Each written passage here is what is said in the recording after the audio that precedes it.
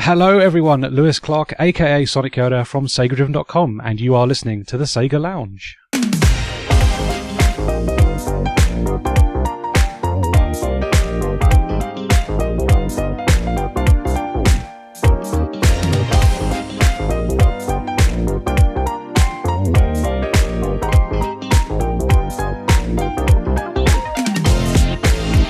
Welcome to the Sega Lounge, a podcast dedicated to our love for all things Sega, be it the games, the music, or the community.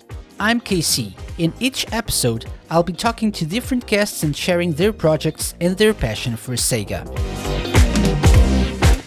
Welcome back everyone, this is episode number 123, or if you prefer, episode 24 of season 5 of the Sega Lounge. It also is the mid-season finale of the show because we'll be on summer break for the next 4 weeks. With all the stuff that's been going on in the world for the past few months, it's hard to believe that it's been over 5 months since I brought back the show for a new season. And I don't know about you, but I'm personally very happy with all that we've done so far. We've had industry legends like Howard Drawson, Johnny Gioeli, and Mineko Okamura and Takumi Yoshinaga.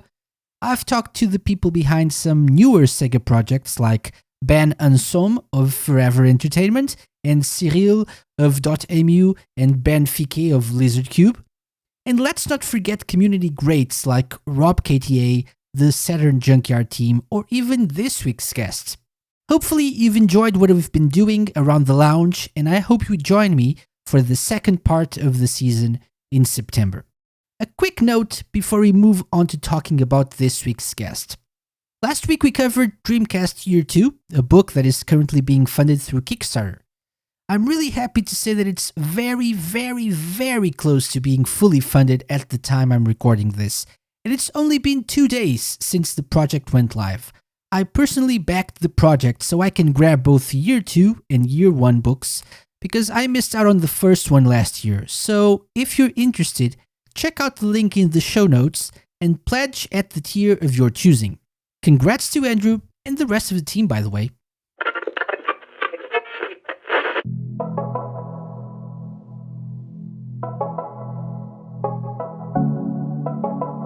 This week, I finally get to talk with the living legend of the Sonic and Sega community. For some reason, it took me a long time to ask him to come on the show. Silly KC. The webmaster of SEGADriven.com and SonicYoda.org before it, our guest is an old-school Sega fan, a musician, a former Radio Sega show host, and I could go on and on. His website and YouTube channel are personal favorites of mine. Ladies and gentlemen, it's a pleasure and an honor to welcome this week's guest, Mr. Lewis Clark, aka Sonic Yoda. Hello, Lewis. Welcome to the Sega Lounge. Oh, good to be here finally after knowing each other for so long. I think this is the first time we've spoken directly, isn't it, as well? I think it in a sort of an interview manner, I think so. Yeah, We've definitely had words, obviously, in the past. Perhaps. Yeah, definitely. Maybe, I don't know. But yeah, it's been too long, actually. Absolutely. It's on my end, on my fault, because we definitely needed to have a representative of SEGADriven on the show at some point. Oh, that's very kind of you, buddy. Thank you. And it's a pleasure and an honor to have such a legend in the community. No, I'm being serious here because I actually we're kind of old farts now. Yeah, definitely. But I haven't joined the community in that long, so I actually joined the online community, a little bit late in my life. And when I remember, I think the first major website that I came across was the Sonic Stadium. Yep. And the SSMB. And then I realized some people were considered to be, important, respected legends.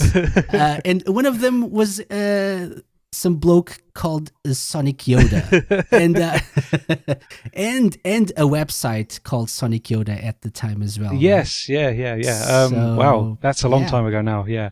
Well, that's extremely flattering. So thank you very much for calling me a legend. But I feel like my influence on the Sonic and Sega side of things has been pretty small in the grand scheme of things. But, it's always just been something I've enjoyed and sort of kept up with. But yeah, so Sonic Yoda, the original website, I think was founded in about 1999.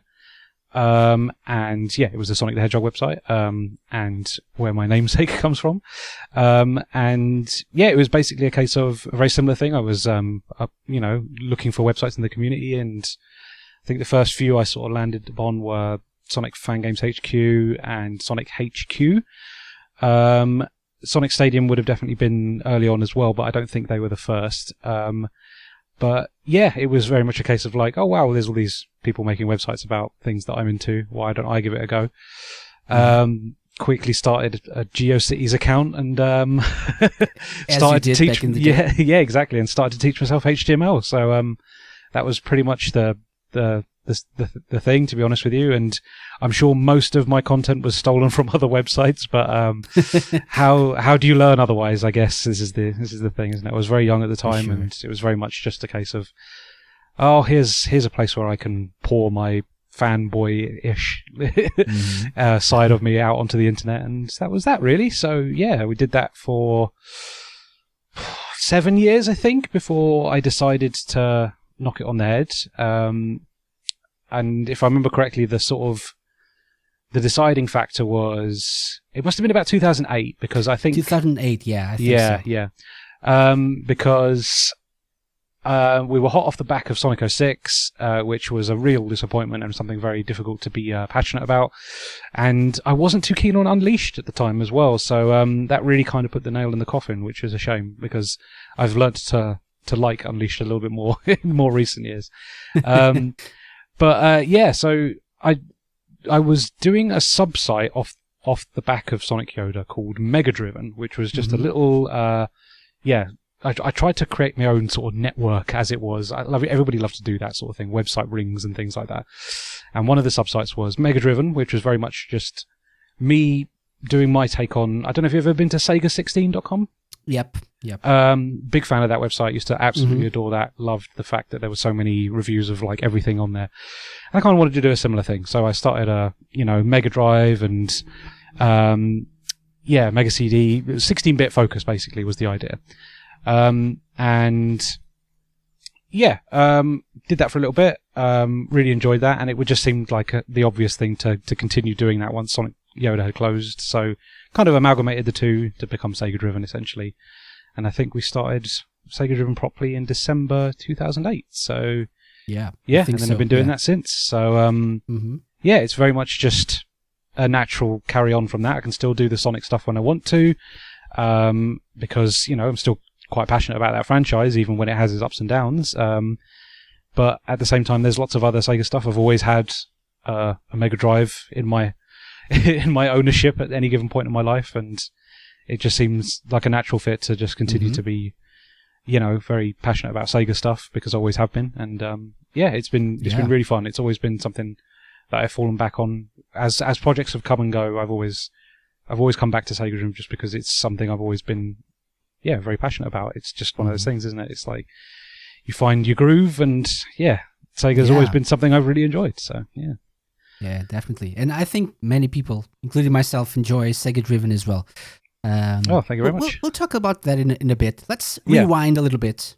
Yeah, go for it. And can you share with us, how did your love for Sega, or even for video games in general, start? Okay, well, so I got my first Mega Drive for Christmas in 1991. I would have been about 4 years old, and it came bundled with Sonic 1 and Mega Games 1, which is the one with Super Hang-On, World Cup Italia 90, and Columns on it, I think. Yep. Classic. Yep, absolutely. So yeah, those were my first two games. And like I say, I don't think I've ever not had that system in my entertainment setup. It's always been plugged in. It's always been connected to a television. And I've just constantly collected for the Mega Drive. It's always been one of my favourites.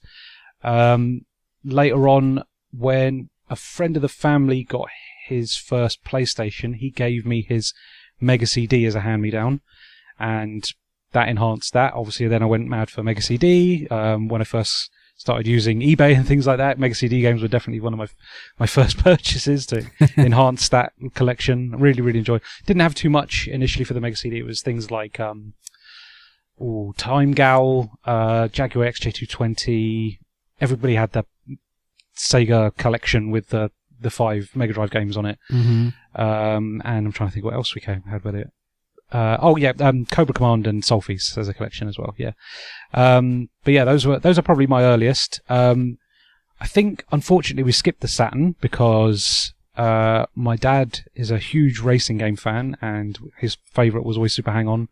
He liked the old simulation races, and when the PS1 came around with Gran Turismo, that was why we went PS1 instead. But then I came back round it again, and I got a Dreamcast sort of 2003, like a year or two after the system had unfortunately met its demise. But that was a lovely system to collect for, and a bizarrely small library, but incredibly quality. I think that's just the absolute defining factor of that system. But yeah, so that's most of my... And the Mega Drive would have been my first video game system, and my own personal first, experience with a video game. I don't remember going to arcades or anything like that any younger. I mean, I was only 4 years old, so I wouldn't have been... Yeah, probably not. Probably not tall enough to even reach the joysticks on the cabinets. But I definitely remember seeing family and friends also had a Mega Drive prior to me owning one. My uncle definitely had one, and I remember seeing Castle of Illusion very early on and being absolutely terrified of the sequence where the giant apple rolls down the hill behind you. Absolutely scared the crap out of me as a kid. But so those are definitely my earliest memories, all very sort of Mega Drive related. I don't know why I didn't hit on the 8-bit side first, but I suppose 91 was prime era for Mega Drive, wasn't it? So yeah. That's when I got my Mega Drive as well. Christmas there you go. Yeah. Yep. That makes sense. Same game, same bundle. So yeah. Oh, there you go. Oh, well, a classic. Absolutely. Yeah. Oh, I'm glad we have that shared. Yeah. That's really cool. Yeah, definitely. I'm. So you were 4 in 91. So I was that's it. 7. Oh, okay. So you're a little bit older. So a little bit older. Yep. I remember seeing Sonic 1, I think, a few months earlier. At an uncle's house as well. So Yep. Yeah. My thing, not the rolling apple sequence in Castle of Illusion, it was the Robotnik theme music in Sonic 1. Oh, really? It scared the crap out of me. Yeah. I couldn't play with sound on. I had to mute my TV every time. I just couldn't do it. I love memories like that. There's lots of little things from my youth where I'm like, they absolutely terrified me at the time, but we'll come back around to them as an adult, and you kind of really respect what they were trying to do, and you can understand why it sort of gets you that way. Lots of little cartoons and things that had moments of horror and suspense and things like that, and it's it really affect you as a kid, but you come back around and see it and it's like, oh wow, they were doing something quite interesting there. It was definitely games like that as well. I remember, going off Sega topic for a moment, but I remember first seeing Mario 64 on a demo kiosk in Toys R Us, and just in that pool out the front of the castle, just swimming around, and just the fact that there was no music and it was all muted because you were underwater, just being so scared of that feeling, that atmosphere that it created. It's such a happy looking game, and then it's like, but why isn't there any happy music? And it's just just doesn't vie up,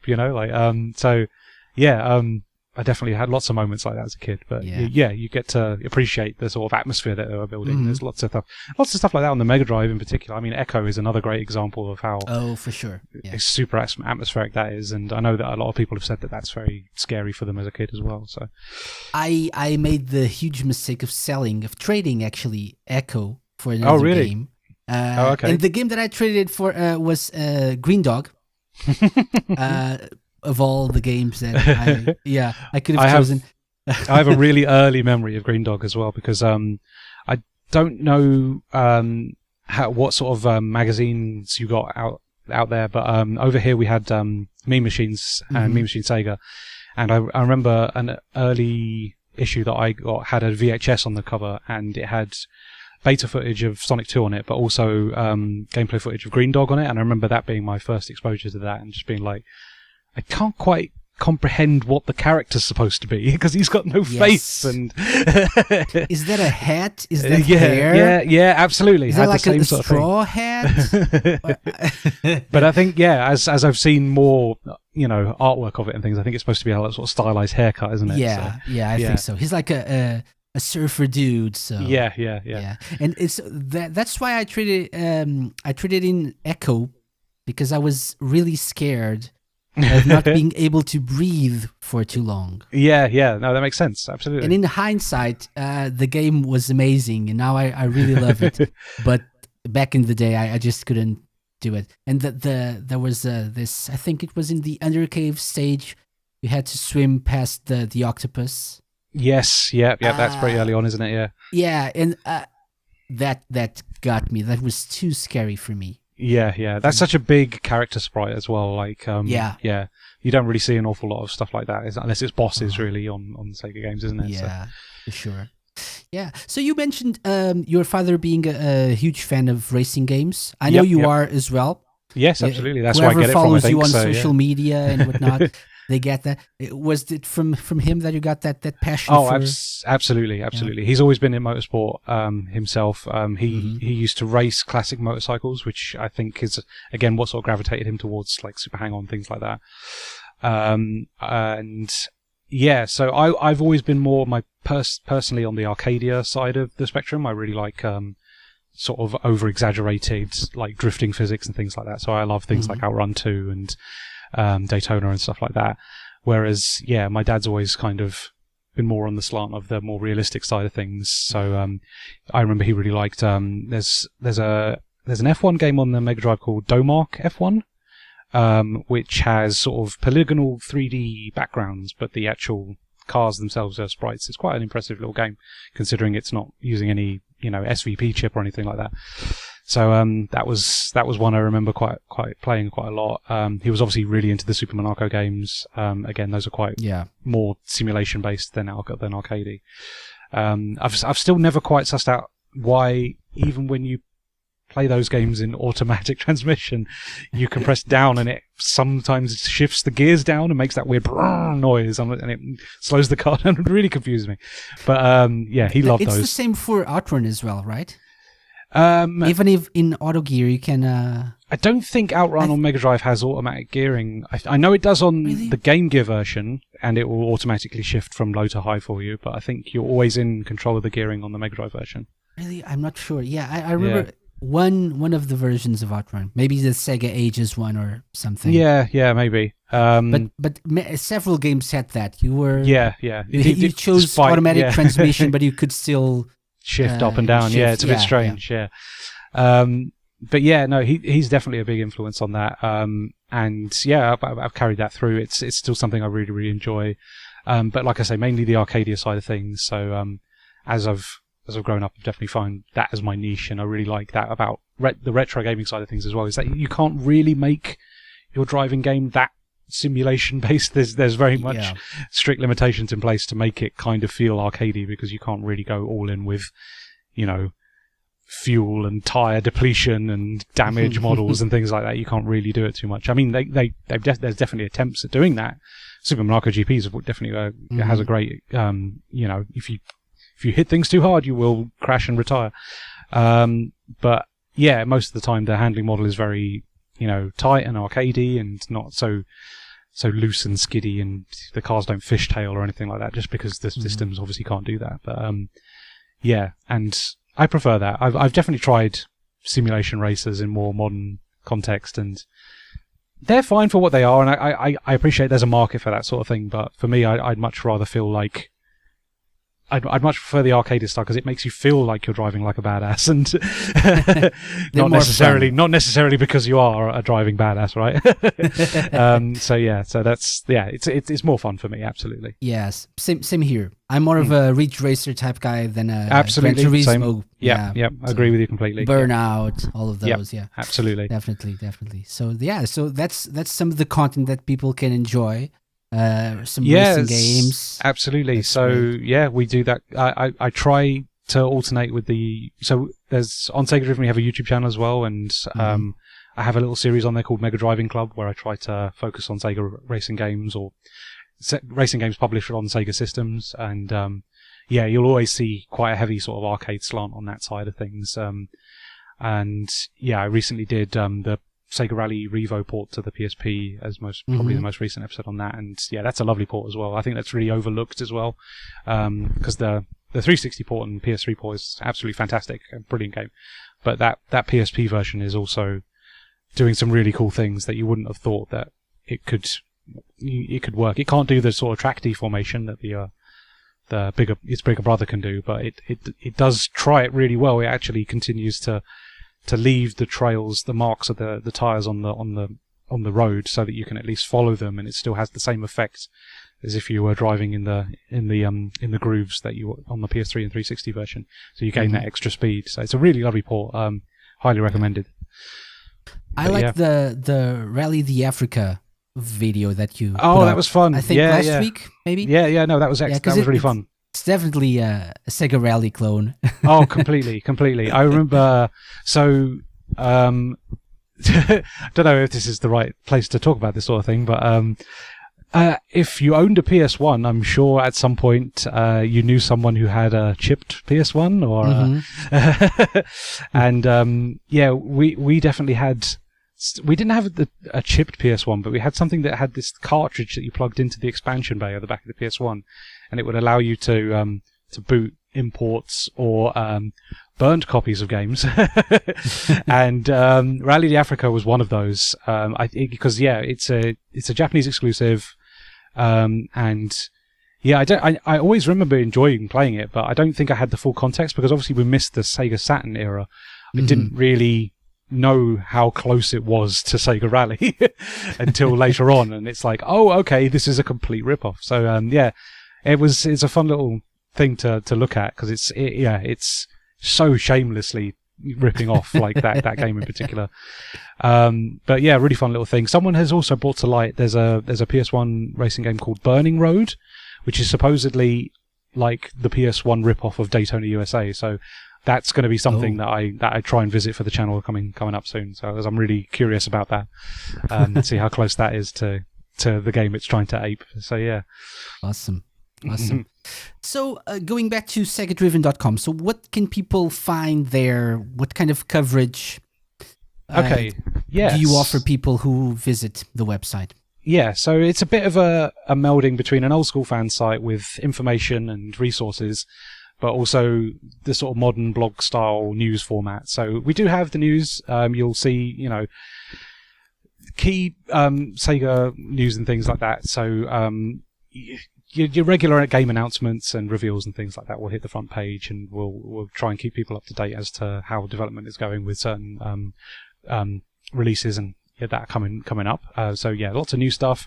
We also try and report on what's going on in homebrew scenes, and because the Dreamcast is obviously very active, so it's nice to see every now and again you get a new Dreamcast release that you can talk about. And yeah, we're just trying to keep the Sega news nice and varied and interesting. But the side of the website that I still very much enjoy running is the sort of information and resources. So there's a huge information database on Sega hardware and peripherals, and I try to write a feature and take photographs of everything that I can. And if I can't source the system myself, then I'll try and ask friends that have one, and so that we actually have high quality images of a direct system, and I'm not just taking things from another website, because I've definitely moved away from that leaning from my youth. There's a huge sort of merchandise catalog as well. I'm trying to catalog as many books and music releases and magazines and things. And it's very much just sort of me trying to archive what I own, but at the same time, I try and widen it a little bit. And if friends have things that they're willing to scan or photograph and things like that, then I'm happy to include them. But I think the problem with those things is that if you chuck your net too wide and try and catalog every single piece of merchandise, I mean, Sonic alone is just going to be impossible, right? Yeah. So that's why I always try and focus on the things that come through my own collection, so that it's nice and easy for me to photograph it in the way I like and write the piece on it the way that I want it to be. And yeah, so it's not extensive, but I try and make it as extensive as I can, because like anybody that's into Sega and stuff like that, you do have a collector's mindset, I think.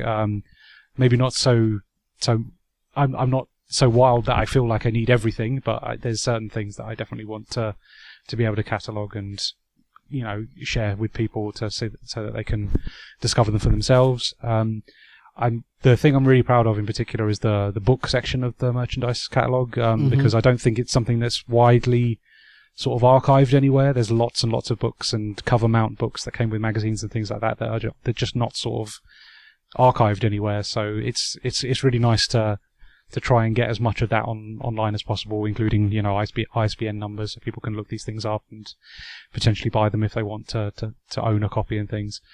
So that's been really fun. And the thing I'm currently working on at the moment as well is home video releases, because again, that's another side of Sega you don't really see spoken about an awful lot, and there's some interesting stuff out there. Obviously, there's the Bayonetta animated film. We've obviously got the Sonic movie that came out earlier this year and things like that. There's the weird Uwe Boll, like House of the Dead films and things like that. So there's some really strange, interesting items there that I think that are largely ignored, and I find them kind of fascinating. So it's just nice to be able to go through them and watch, but also at the same time, share your opinions and let other people know that if they're interested in that side of things, then there is options available to you. It's not as extensive as, say, music releases or book releases or magazines, but there are some interesting little things. I mean, as of recently, I found there's a Football Manager documentary film, and logged that on the website, and that's a really interesting watch. Such a strange side of things that you wouldn't have thought would make a good documentary film, but it's a perfectly watchable thing. Wasn't there a comedy show as well? It's based on that, basically. So the lead, the main sort of guest or commentator that starts the documentary piece is the guy that was running the comedy show around the country, and he gets featured quite prominently in the documentary. But yeah, they use him sort of to frame the piece. So they talk about the origins of Football Manager and how it was developed and how it went from, I think the original games were Premier Manager and Championship Manager, and then when Sports Interactive were formed, it became Football Manager, and how their huge player database of stats and things has actually affected the real life sport, and how they now work with a real football stats team, and they used an awful lot of Football Manager stats in particular as a basis for building up their own player stats, and it's a really interesting thing. I'm not a massive football guy, to be honest with you, but it was interesting enough for me to watch, and I think that's a sign of a good film, right? Like it engaged me enough to stick with it. So yeah, it's fun to see how diverse, collecting as a Sega fan can be, because it's not just, figurines and statues and games. There's lots of other avenues and alleyways that you can explore. Some really it's definitely not just Sonic. Yeah, absolutely. This is the thing. Yeah.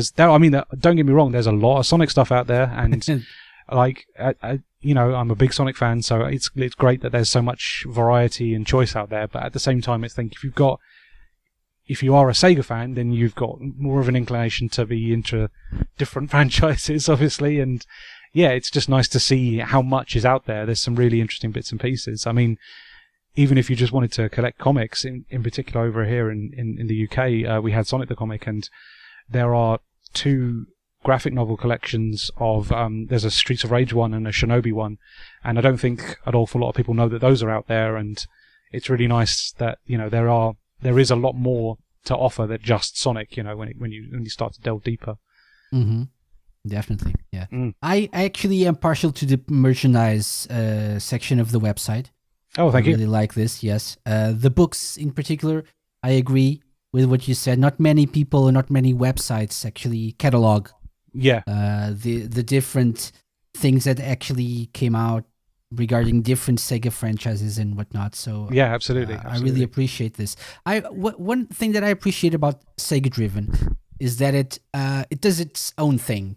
Right? Yeah, so, I mean, the thing is, I think I've just always carried on that mentality of how I used to run Sonic Yoda when I was doing the Sonic fan site. It was very much a case of like, well, I want it to be this big information resource. I looked at websites like the Sonic Stadium and Sonic HQ, and I saw that they had these enormous libraries of like cheats for all the games, and just, you know, it was just really interesting to sort of delve deep into these websites and see what they offered, and I've just sort of carried that mentality forward, to be honest with you. There's not an awful lot of people running fan sites nowadays that run them as information resources. I think they're all very sort of news based, sort of blog format where they're sort of writing features and things like that, which is great. Don't get me wrong, I'm not knocking that style at all. It's just that the way I've grown up in the community and the sort of fan sites that I remember and was passionate about were the ones that sort of, built these massive information resources, and I've always found that really interesting. And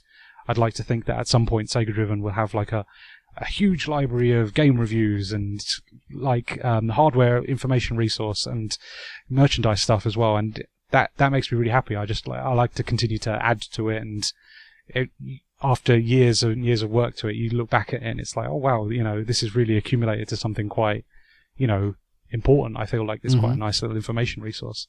I mean, important to me anyway. Like, I like to think it's important to other people, but I think I've always run it as like a passion project. I'd like it to be reflective that this is a website run by a fan of these properties, not someone who's just out there to, you know, gain sort of, I don't know, you know, cred with other websites or people and things like that. I'm not that bothered, to be honest with you. I'd rather continue to find joy and passion through running that website than just doing it for the sake of doing it, you know. So and I think I've maintained that. You know, I hope it comes across that it's a Sega fan running this website and he's absolutely passionate about the properties that he's talking about.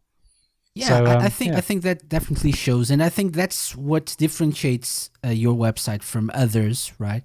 I think nowadays news is something that we can find everywhere. Even Sonic news, Sega news, it's easy. There are lots of websites, absolutely. websites, or even mainstream game journalist websites. Well, the news side of things as well has kind of shifted to more YouTube-centric stuff now. I think the YouTube news like pages are very, very popular at the moment. And I think it's kind of left the blog format in the past a little bit in a strange way. I mean, there's always going to be a place for that. And I know that there are people that prefer written content over video content, because written content you can read anywhere. You don't have to bother anybody else with sound and things like that. Yeah. Whereas a lot of people do like to sit down in the evening and watch their YouTube shows, and there's that delivers to that fan base as well. So there's a definite benefit for both. But it definitely feels like the news side of things now is a lot more beneficial for the video format, where it's nice bite size. You can do a little roundup of everything that's happened in the week or recently. If there's a big news story, then you can dedicate an entire video to it. But yeah, so I mean, I like the video side of things. Obviously, I do the SEGADriven YouTube channel as well, but I like to try and again add something a little bit different to the picture, so it's not just personal. I think, right? Yeah, absolutely. So like, it's always I've tried. It took a little while to get there, but I think this year in particular, I've really settled into a groove where I like to do something different every video, different focus, different game. Try and go as niche as possible, you know, like, because these are the sort of things I'm passionate about, right? So we'll do crazy videos about like 5 platformers that are like obvious Sonic clones or things like that, you know. And it's just cool little niche subjects like that, and I think, again, my passion for those things comes through more than it would be than just me. I mean, with the YouTube side of things, I can see that there are certain types of videos and certain types of subjects that people like to watch, right? But for me personally, I wouldn't want to just do those things over and over and over, because it would be boring, you know, like it would just, I'd lose my interest in the whole thing. So I try and keep it varied. I try and keep it interesting for myself. And sometimes things hit, sometimes things don't. And that's fine, you know, whatever. It's like I made something that I was passionate about, and hopefully if someone drifts by it and watches it and sees that, oh, you know, this guy really cares about this thing, then they'll stick around, sort of thing. But I appreciate that with YouTube, people come to a channel for a certain thing, and maybe I don't give them that all the time. But at the same time, it's like, well, at least you get something interesting each time, you know? It's just, you get to see how I engage with Sega and their properties, and just I'm never into one particular thing all the time. You know, I jump around. I like racing games. I like platformers. It's just the way I am as a person. So again, it's just a reflection of who I am, really. And that's cool. Yeah. Thank you very much. Yeah. Awesome. So that's a good question. How did you manage to? Because we all love Sega. Some more than others. I'm sure people are listening to us and saying, "Yeah, Sega, it's okay." Yeah. But we most of us at least love Sega. Have loved Sega for a long time. But at some point, maybe we get disappointed in a franchise like Sonic, for example. Yeah, absolutely. Or maybe that particular game doesn't click with us in a certain way, and maybe we look at other things. But even though you're a retro gamer as well, because I know that about you, you love games in general, but you've been able to constantly been producing content for your website about Sega. You keep coming back to these retro systems, to these old games. How do you manage to keep your interest about those things, those games, and not maybe be distracted by something new that's come out and now I don't want Sega anymore, I'm just going to do something different? Just shift to Switch games or something. Yeah, I know what you mean. And I mean, obviously, this is the great thing about Sega, is that obviously what with them going third party, their games are available for everything, right? So there's no shortage of Sega releases that you can get on different systems. So I can continue to carry my interest and my passion for the whole for that publisher and their properties.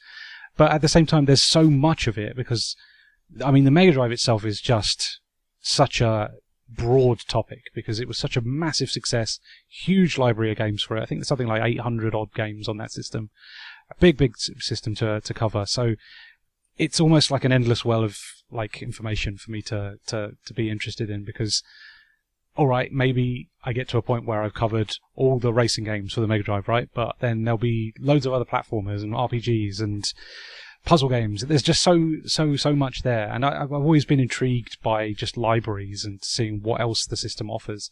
And then there's other Sega systems as well. You know, you can look at the Master System, you can look at the Game Gear, you can look at the 32X. There's lots and lots of stuff there, and it's I mean, I love that retro side of things because it's so simplistic, and my mind really functions well with 2D, and it really clicks with me. It's just so pick up and play.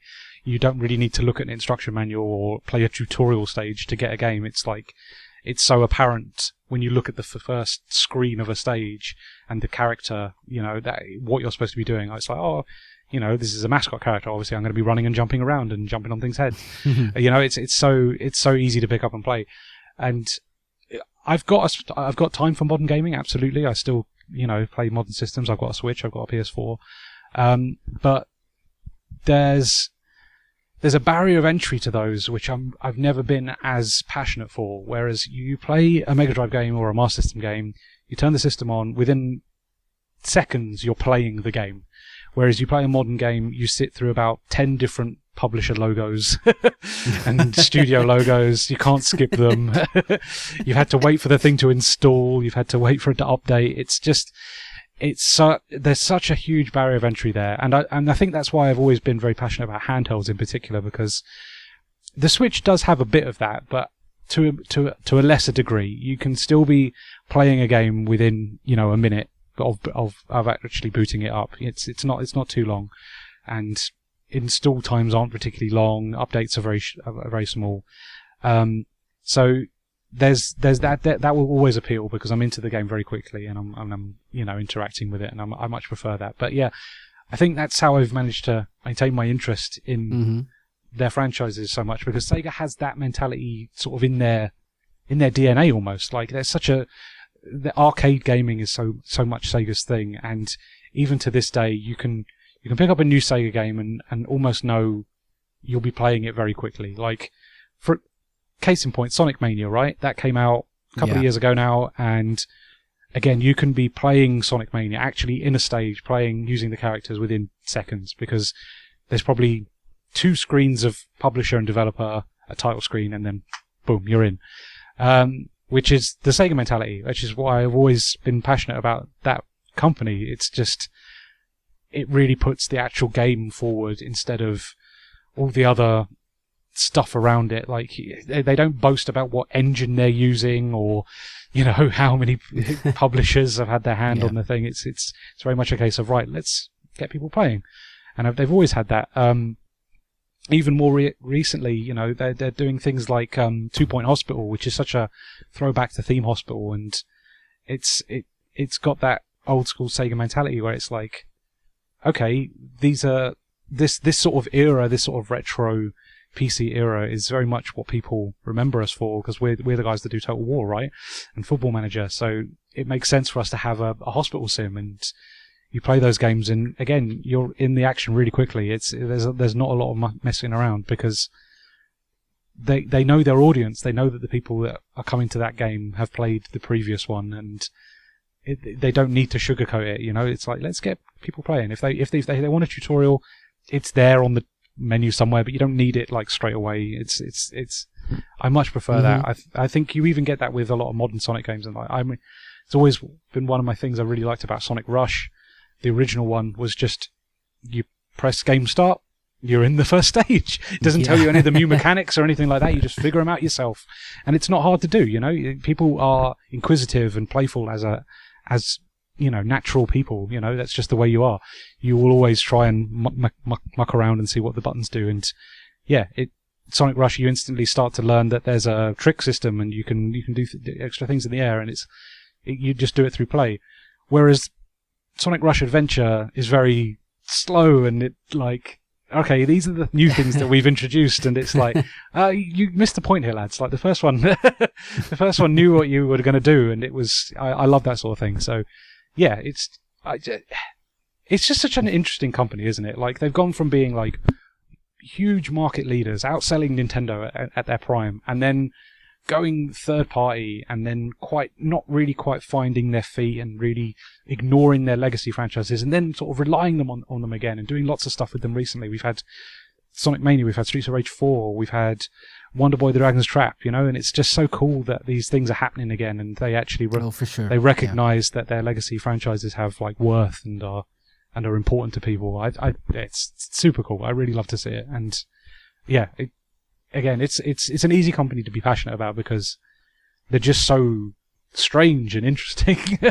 They've done some really odd things. I mean, like mid-2000s. That's when they are at their best, right? When they're strange and unusual. Absolutely. I like, even if like the quality isn't there's something going on that you're just like, I really want to try that, you know, like that. For a case in point, I recently went back to the Altered Beast PS2 remake thing. Okay. And that is not a good game. But it's so fascinating, because it's such a product of its time. It's like, okay, how do we do an Altered Beast game in the mid-2000s? Like, what do people want out of it? And they go all in on the horror. Every time you transform into a different beast, it's like really horrific, and the character like bursts out of the flesh, and it's just like, oh, okay, so like this is very much sort of, we're going that Resident Evil route, because that's the big thing at the time, right? And it's just interesting to see. Like, that will always be interesting for me. Like, it's just, how do you make your legacy properties work in the current franchise, in the current climate?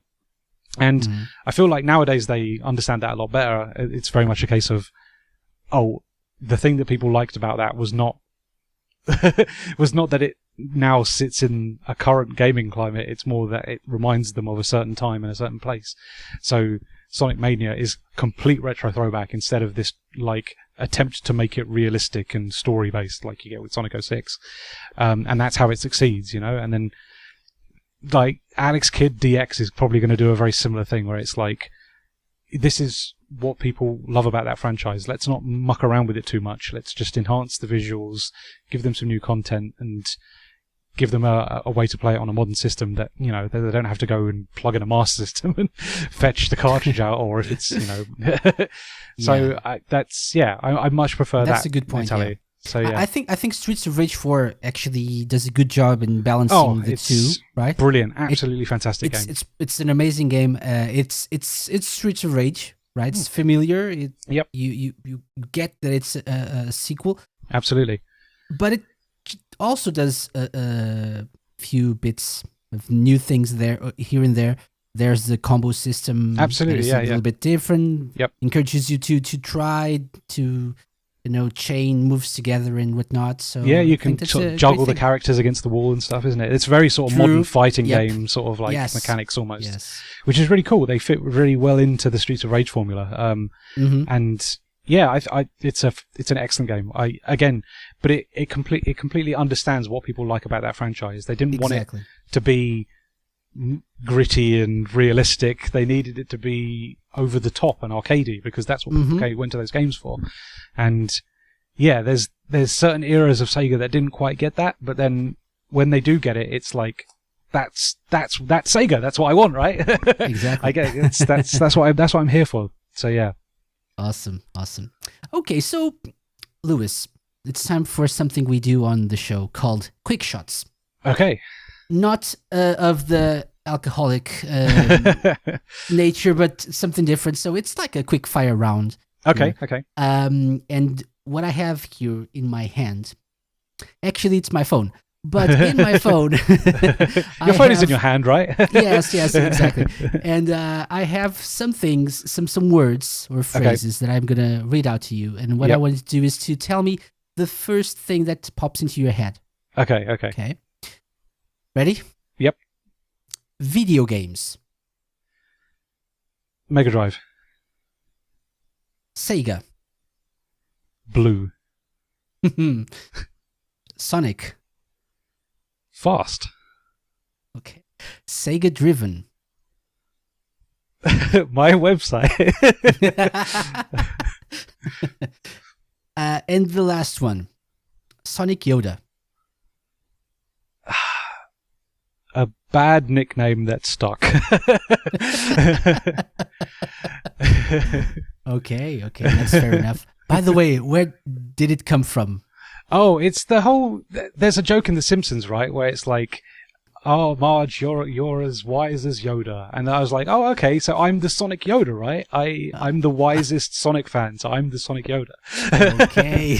So it's complete blowing smoke up my own ass, but it's yeah. But yeah, it just stuck, right? It's just one of those things. I thought it was clever as a kid, and like I was just like, oh, that's the thing that people have come to familiarize themselves with me now. So why get rid of it, right? I agree, totally agree. Okay, so let's take a quick break. Cool. And when we come back, I have a surprise for you. Another one. Okay. Don't say okay. Just wait. And then we'll see what you say. All right.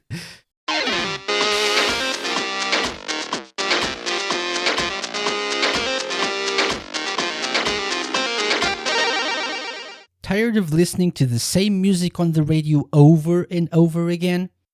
Wouldn't it be great if you could have a station that played your favorite Sega music and remixes 24 hours a day, 7 days a week? Luckily, there's Radio Sega, an online radio station dedicated to the best in Sega and Atlas music. And you can request your favorites at any time. Plus, Radio Sega has live shows every single day of the week, including a first-hand preview of the Sega Lounge. You can find the full schedule of shows and listen to the station by going to radiosega.net. Radio Sega, playing the best Sega music 24/7.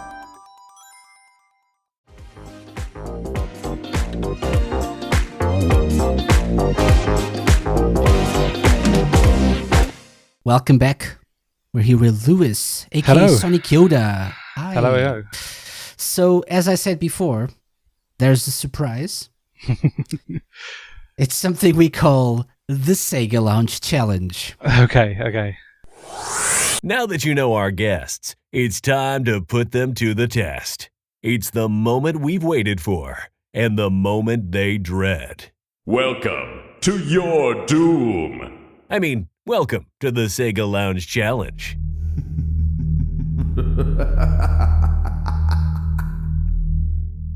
What is the Sega Lounge Challenge, you ask? Well, it can be anything I want.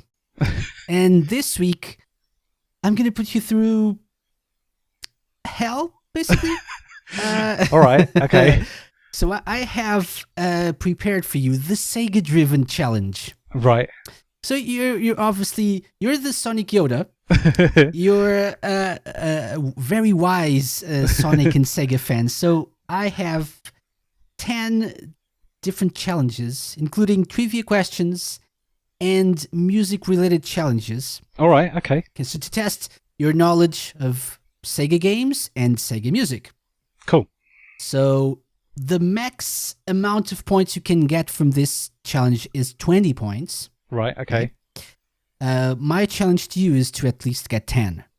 Okay. I think Okay. it's All right. fairly easy. 10's my Maybe goal. not. Okay. Yeah, 10's your goal. So the thing is, with each question, you can get 1 or 2 points if you get a correct answer. So let's for example, take a look at the first challenge, which is a Sega question, a trivia question.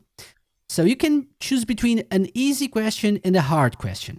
All right. If you give me the correct answer to the easy question, you get 1 point. Yep. But if you just take the leap and try the hard question and get it right, 2 points. Okay. So which one will it be for this first one? Easy or hard? Well, I think as I've already, boasted about being the Sonic Yoda, then I should probably go in for the hard question first. So let's do it. Let's go for it. Okay. To live up to the name. Maybe one of the hardest in this quiz. I don't know. Let's see. Hard question. Okay. In Jet Set Radio, what is the name of the gang that runs the Koganicho area of Tokyo?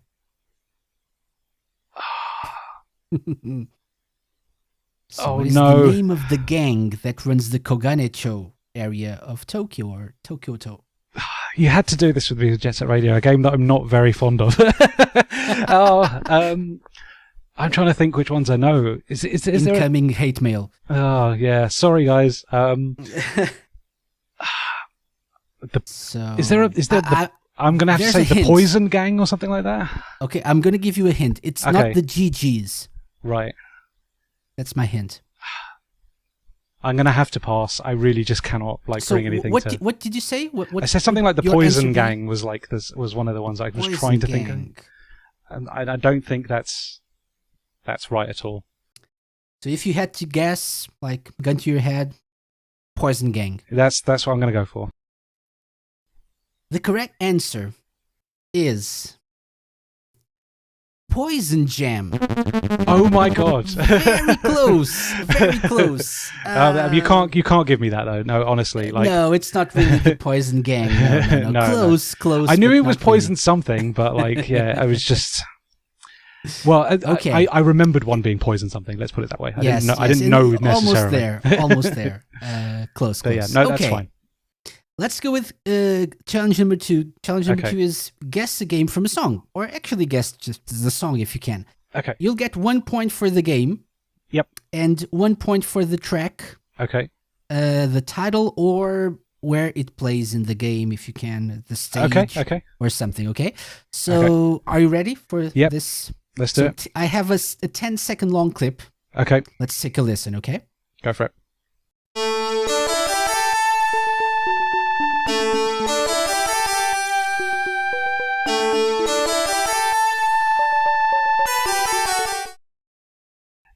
It's columns, and it's the flash columns mode.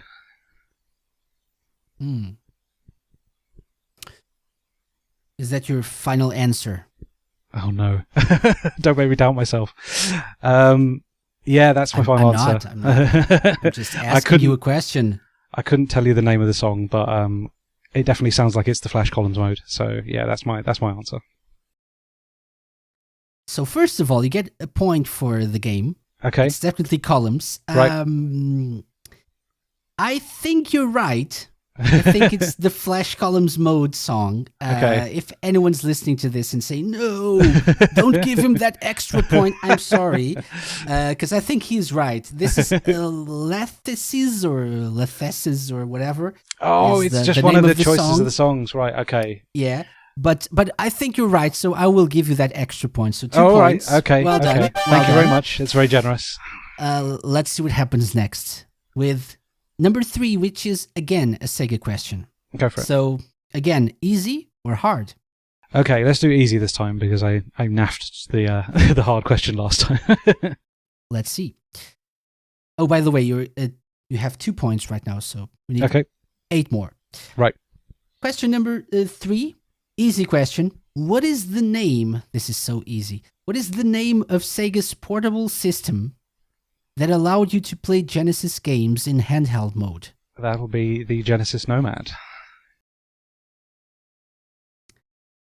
So for 1 point, Sonic Yoda, are you absolutely sure? How dare you draw this out so much? I am sure about this one. Yes, I am. Yes, it is correct. That is correct. The Nomad was the correct answer, of course. This was too easy.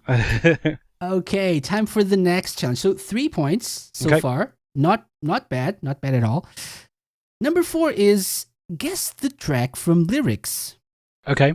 Okay, so 1 point, again, 1 point for the game. Yep. 1 point for the track if you manage to get it correctly. Okay. Okay, so I'm going to recite the lyrics to a certain Sega song. Okay. Tap the rhythm against the floor to look for another door. I am slipping to the mystery of the night. I know there is an easy way, but it is my choice anyway. Don't let me waste my time in futile thinking anymore. Fated, not to be tamed. Watch me. I never will lean upon you. I can go by myself. Oh, well, it's So beautiful.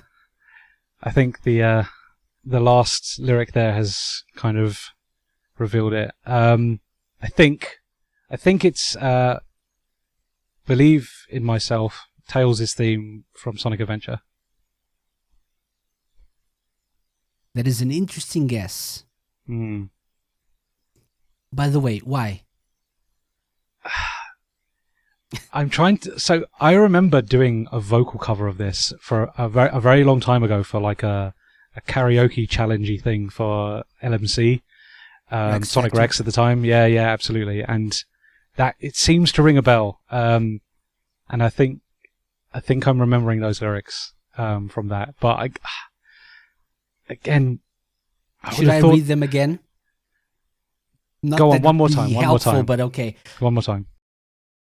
Tap the rhythm against the floor to look for another door. I am slipping to the mystery of the night. I know there is an easy way, but it is my choice anyway. Don't let me waste my time in futile thinking anymore. Fated, not to be tamed. Watch me. I never will lean upon you. I can go by myself. Maybe it's not Tails' theme. I feel like it's a Sonic Adventure vocal theme though. So 1 point for the game, 1 point for the track. So maybe at least 1 point. Okay. Maybe. I don't know. I'm gonna switch from Tails to oh no, who could it be? No, I'm just gonna go with my gut. It's Tails' theme from Sonic Adventure. That's my final answer. That's your final answer. Yeah. Your answer is incorrect. I should have known. So I can go by myself, flying the freedom. Flying the freedom from Sonic Adventure 2 Rouge's Of course. theme. But I got what you're thinking of the by myself and living myself. Yeah. I got it. Yeah. So still Not doing 3 too well points. here. Not doing too well 3 here. points. This is very hard. But still 6 more challenges, if you will, Okay. to go. Let's so do it. Next one is a Sega question again. Okay. So easy or hard? I've got to get some points. Let's go hard. Okay. Skankfunk is the alter ego of which Japanese musician who is popular for working on several Sega franchises, including Sega Rally, Sonic the Hedgehog, and Yakuza? Skankfunk. Skankfunk.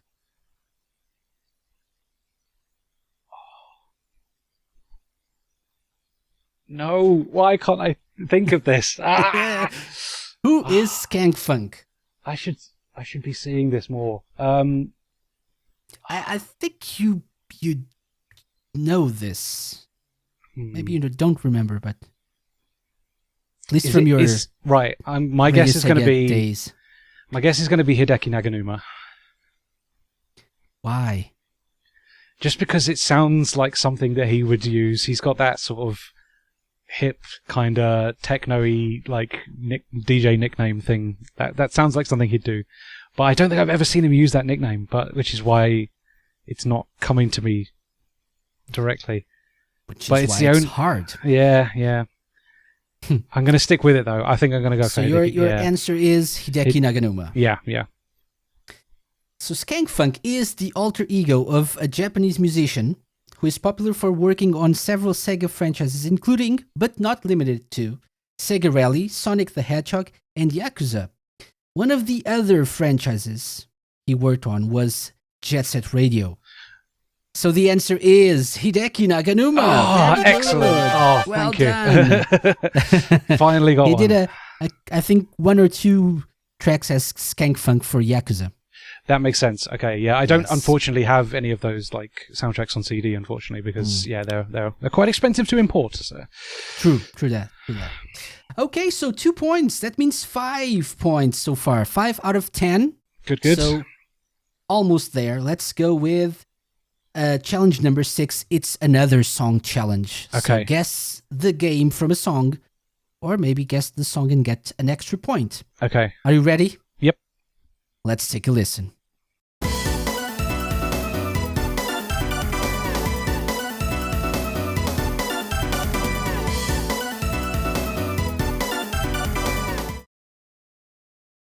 Okay.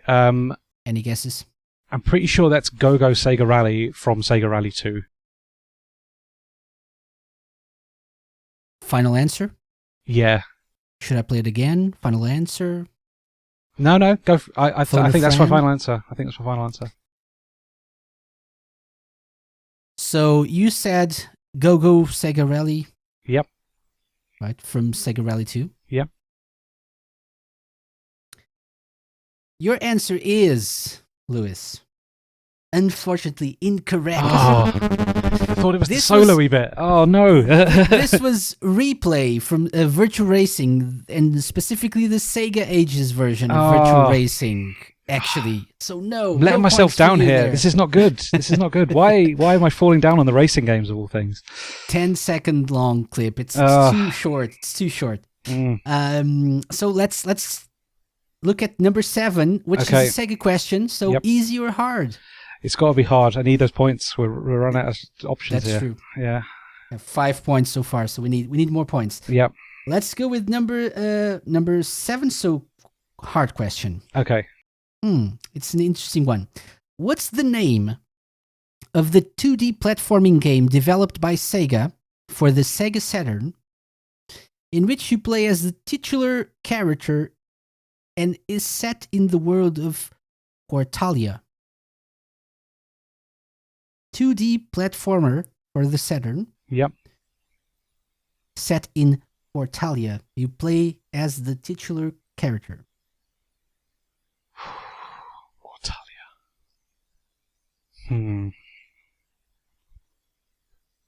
Right, I'm just going through my thinking. It's not Clockwork Knight because that's sort of set in a child's bedroom. I'm going to go with Astle. Final answer? Yes, Astle is my final answer. Any particular reason why? It has the right sort of quality to it. It sounds like something from a fantasy world, and Astle is very sort of fantasy-esque. So yeah, that's why I'm thinking it. Lewis, your answer is correct, actually. Well done. Finally. 2 points. 2.7. 7 points. So almost there. Oh, with excellent. 3 challenges to go.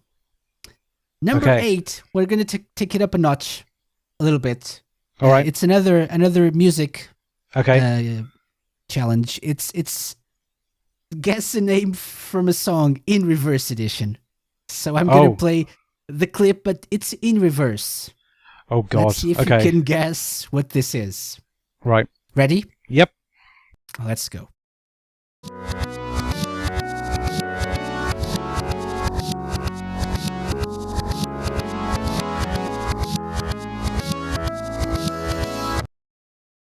I feel like at least the game, perhaps, listening to Hang it. on.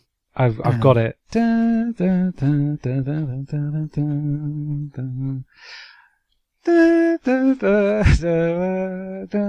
What is that? That's Outrun. That is Splash Wave. Are you sure? Oh, hang on. Want me to play it again? Yes, please. It's definitely Outrun, but play the song again. Let's take a listen.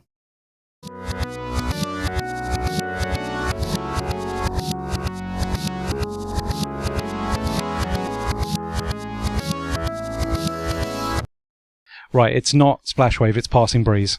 That's my final answer. Your answer is Passing Breeze from Outrun. Yes. Right? So, you get 1 point for the game. Yep. It's definitely Outrun. The track, though, was Passing Breeze. Yes. Of course, 2 points. Well done. Oh, thank you. So, okay. only 1 point away from our target of 10. Excellent. And the next challenge is a trivia question. So, easy or hard? Okay. I'm going to go only easy. Need 1 point. Yeah, I'm going to go easy this time. Okay. Yeah. Okay. What is the name of the secret game built into some models of the Master System that you could access by pressing 1-2 up when the Sega logo appeared? That'll be Snail Maze. And that is correct. 1 point. Yes, so that's 10. But we have one more challenge left, which is yet another Sega question. This time, though, you have no option. It's hard mode. Yeah, let's do it. The final question for 2 points is, Lewis, what is the name of the Japanese exclusive Dreamcast game developed by Wavemaster and published by Sega, in which you play as a god trying to influence the life of a schoolboy?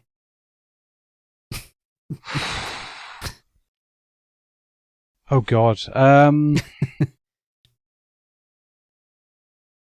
Is a god influencing the life of a schoolboy, Japanese exclusive? Play as sort of a god of a deity or something, trying to influence the life of a schoolboy.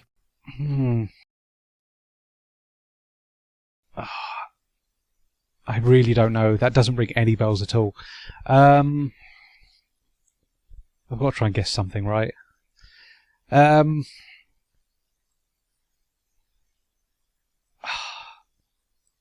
Japanese exclusive. It's not really. How can I put this without giving you the answer? You don't travel too much, you know. In this game, you don't go around too much. Okay. You're sort of stuck in one place.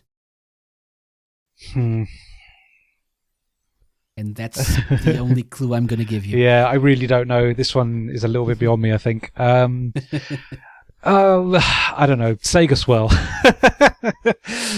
That would be a great answer. Oh, it's not Japan exclusive though, is it? That's a stupid question. No. That would be a great answer for last week's challenge, actually. But for this week, the correct answer. Go for it. Go on, tell me. Is Romania number Romania. 203. Oh, okay. I didn't realize that was what that was about. Wow. Okay. Yes. That's so you apparently have to try and influence him to do stuff. So, like, you have to. I wonder if there's make things fall or something. Fan translation or something on ROM hacking. I'm really curious about this. I would love to play this. Yeah. I would love to get my hands on the CDs, on the soundtrack. Oh, right. Okay. They released it as a radio DC. Oh, that's fun. Oh, really cool. Yes. And they have a radio DJ there. Oh, that's really fun. I didn't realize that. Some interesting versions, for example, of I think, which one is it? The Station Square theme from Sonic Adventure. Okay. Yep. They have like a version with people talking over it in French That's really strange. and mildly sexual comments as well. So Okay, it's yeah, definitely worth a that seems appropriate for Sonic, right? yes. So that means 10 out of 20, which is amazing considering how hard this was. And this means, Lewis, you get the Sega Lounge seal of approval. I will send it to you Hey. after this. Oh, thank you very much. Congratulations. Oh, thank you. Thank you so much for being such a good sport. It's all good. I feel like just kicking myself over and over with getting these questions wrong. It's just like, oh no, I should be better than this, right? I don't think so. This was really hard. I'll have to give the webmaster position over to Tracker now. I've fallen the last hurdle.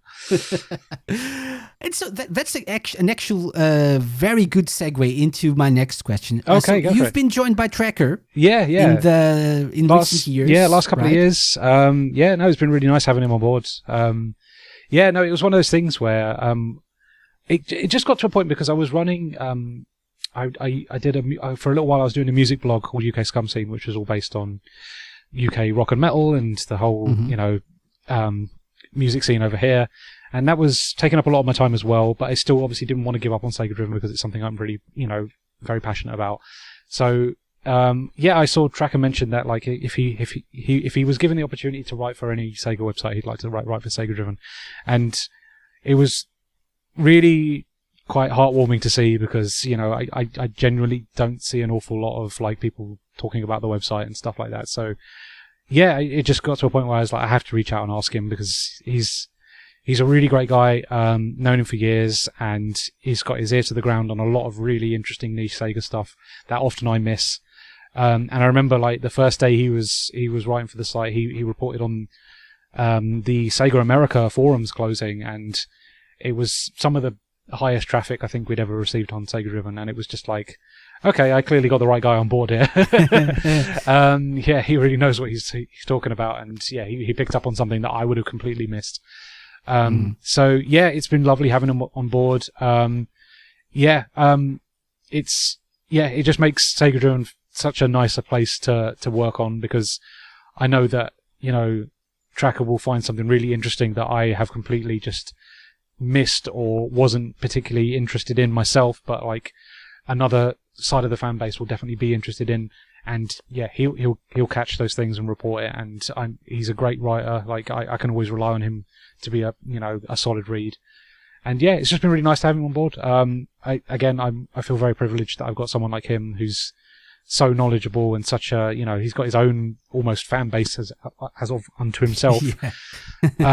So I feel very privileged to have someone like that because he could be writing for anybody, and they'd be a huge benefit to their teams. Like he could be writing for Sega Bits or Sega Nerds or Megavision, and it would be an absolute benefit to have someone like him on board. So to have someone like Tracker working for my website is awesome. And it's one of those things where I feel very lucky to have him there. And it's a shame that I don't earn any ad revenue or anything that I can pay him with because he deserves just as much credit for SEGADriven's news section being as successful as it has been. And he spotted the Sega Astro Mini news when it leaked, and we managed to.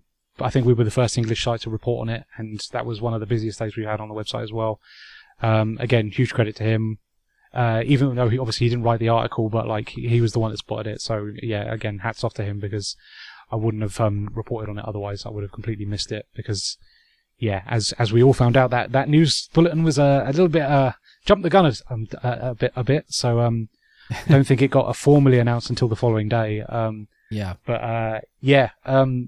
It's been really lovely having him on board. And I'm always just hugely thankful to have him there, and he's a huge benefit to the website. And I think it's like I say, he could be working for any other page that has a lot bigger viewing than I do, and he would be a huge benefit to their team. So I feel extremely lucky to have him on board.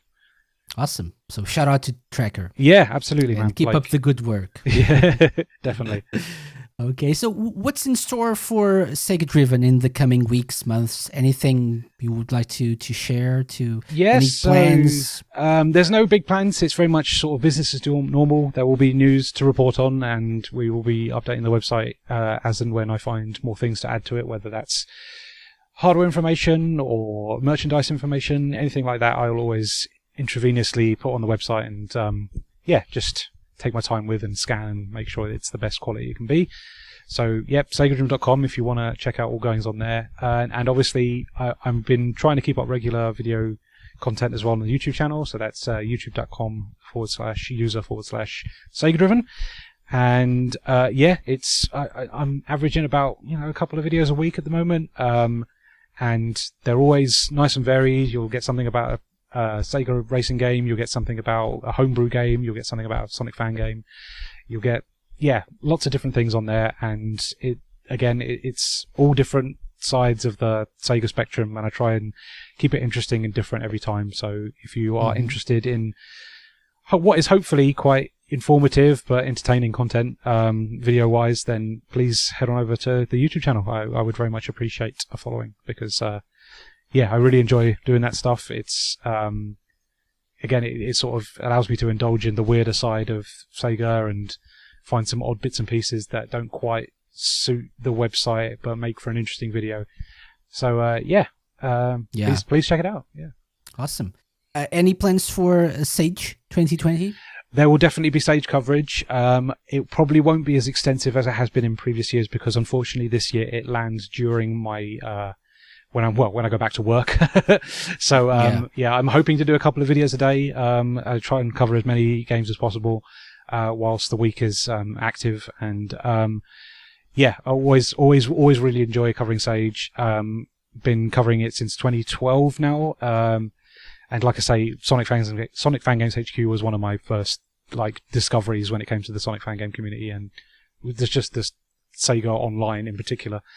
So huge amount of passion for that scene. There's some really, really interesting stuff by the looks of things coming out. We will definitely be doing coverage on the YouTube channel. So keep your eyes peeled for that. And we will probably be covering the hacking contest as well, which I'm not too sure if that has been scheduled yet, but it should be October or November time this year. Mm-hmm. Awesome. So Sage videos are definitely one of my highlights when it comes to your YouTube channel. So it's always really fun to do. I try to be, like I said in a recent review, I don't like to dunk on people's fan games. I think if you're going to put in any sort of effort into bedroom coding and putting in time and effort into a fan project, I think that should be commended regardless of quality. But if I do a review, I like to be critical. I like to at least offer some ideas on how things can improve and how things can be better on a following release. So I like to think I'm not harsh, but I like to again, offer fan game developers some sort of level-headed criticism that talks about strengths and weaknesses. And it's always really fun to do.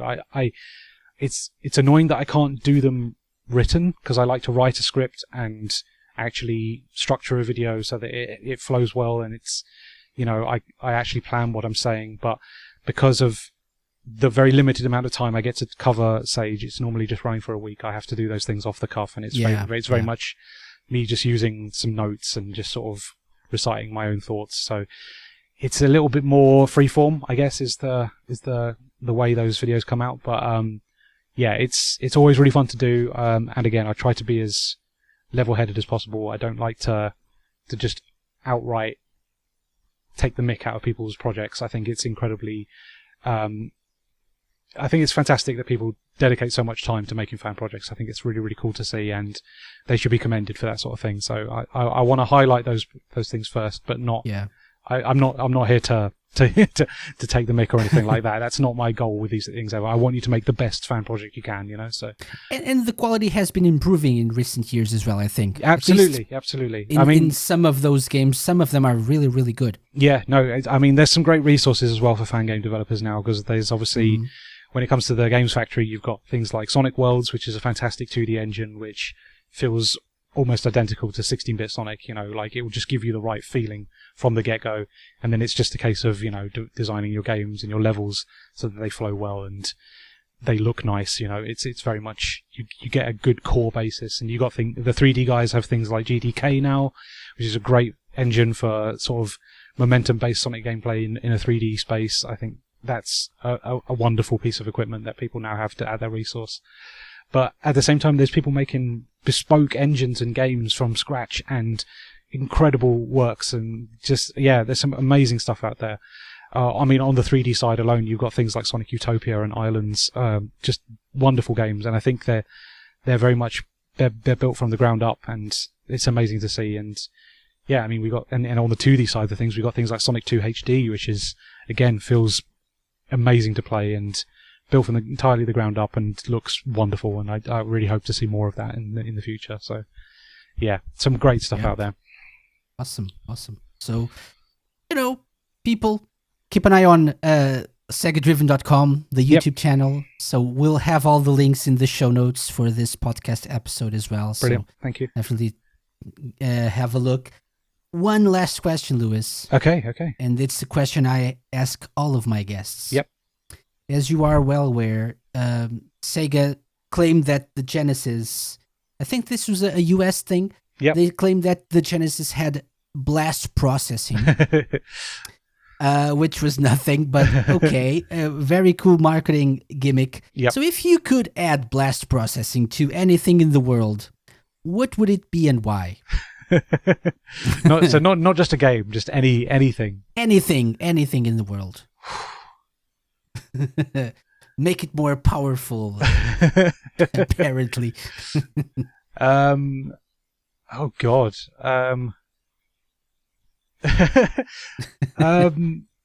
Wow, that's a real tough question. I'd like to think that we could do something more beneficial for the world with blast processing, right? Maybe we could blast process, like charity funding for third world countries. That's a good answer. Because I don't want to say things like, blast process my car or something, right? Like that's no good. I've heard my bike recently. Yes. Fair play, but I like to do something more beneficial for more other people, right? So I don't know. Blast process funding for charities and things like that. Hey, definitely. That would be great help. Even though it's not a real thing, but if it was a real thing, it would be nice. Wouldn't it be fantastic? Yeah. Yes, it would. Okay, that'll be my Lewis answer. Clark, aka Sonic Yoda. Thank you so much for coming on the Sega Lounge. Hey, anytime, Casey. Any last words for people listening to us, and anything you'd like to mention about SEGADriven or whatever else you have lined up? Well, thank you for anybody that's been interested in the website and the YouTube channel for however long you've been paying attention to what I do. It genuinely does mean a lot. I don't honestly hear from an awful lot of people in regards to sort of fan feedback or anything like that. So it's quite humbling to be told that I'm a legend of the community. So thank you very much for that. But also at the same time, thanks to, Radio Sega for all the support that you've given us, like, over the years. It's always been an absolute,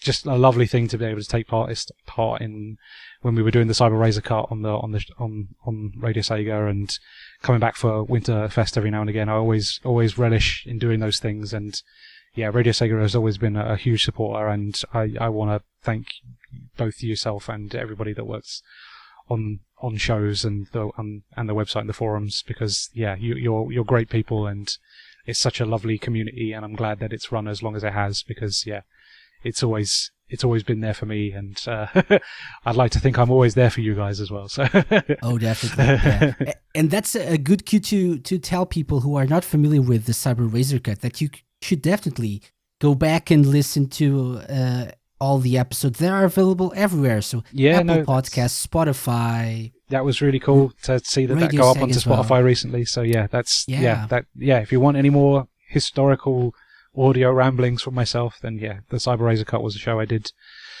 back 2013 to 2015, I think it was, and sort of Sega Remix show. Very much enjoyed doing that, and it was lovely to be a part of the Radio Sega family for a little bit. and great humor as well. So that's another reason to download or stream the episodes.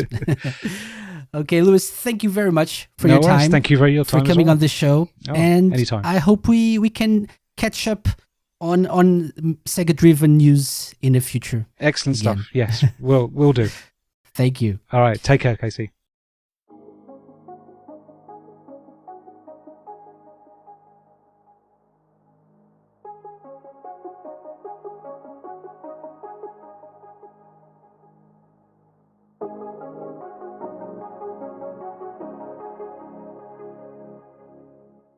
A big thank you to Lewis for being such a great sport, even in the face of a very, very tough challenge. I probably need to tone it down a little when we come back in September, don't you think? Let me know your thoughts on that and whatever else you want to talk to me about the podcast.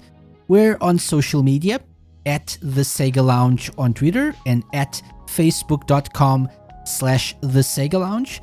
You can also use the email address podcast@thesegalounge.com to share comments and suggestions. I'm always interested in hearing from you guys, especially if you have any suggestions for future guests. Know anyone in the community you think deserves some extra attention and love? And a developer of a particular game you love or a musician? podcast@thesegalounge.com.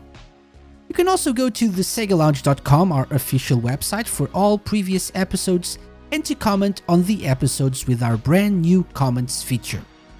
Or, subscribe to the Sega Lounge podcast and I will love you forever. As I said before, I'm taking a break during the month of August. I will actually be doing stuff for the show while I'm on break, but there won't be any new episodes until September. We'll return with a show dedicated to this year's Sage Expo. It's the event's 20th anniversary, and we'll be covering it in early September. Until then, and for the next 4 weeks, keep your eye on our podcast feed for something a bit different. Starting next week, I'll be posting some of the short interviews I did for the Manic Lounge segment of the Manic Monday show a couple of years ago. The first one will be my chat with Matt Furness, a living legend of retro video game music. If you're subscribed, it'll be delivered straight to your device when it's available next week. Thank you so much for listening, and thank you so much for sticking with me for the past few months. Have a wonderful month of August, and stay safe out there. I'll be back in September. Bye-bye! The Sega Lounge, hosted by me, KC, and part of Radio Sega's network of live shows and podcasts. Theme song and incidental music by OSC. Find them at opussciencecollective.bandcamp.com. Got any suggestions? Drop me an email to kc@radiosega.net. Follow us on Twitter at The Sega Lounge. You can find previous episodes of the show by going to thesegalounge.com and wherever fine podcasts are downloaded.